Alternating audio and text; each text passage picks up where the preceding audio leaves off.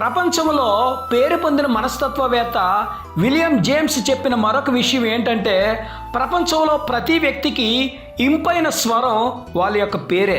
ఎవరన్నా ఏదైనా పని చేసుకుంటున్నప్పుడు లేదంటే ఏదైనా మ్యూజిక్ వింటున్నప్పుడు మనం వారి పేరు పెట్టి పిలిస్తే వెంటనే వాళ్ళు వెనక్కి తిరిగి చూస్తారు. భూలోకంలో మన ప్రభువుని స్తుతించడానికి హల్లెలూయా అని చెప్పినప్పుడు పరలోకం నుండి మన ప్రభువు దృష్టి మన మీద ఉంటుంది. కారణం ఏంటంటే మన ప్రభువుకి ఇంపైన స్వరం హల్లెలూయా అనే పదం. ప్రకటన గ్రంథం 19వ అధ్యాయం 1-6 వచనాల్లో చూస్తే గనక ప్రతి సెంటెన్స్ కి చివరిలో ప్రభువుని స్తుతించుడి అని ఉంటుంది.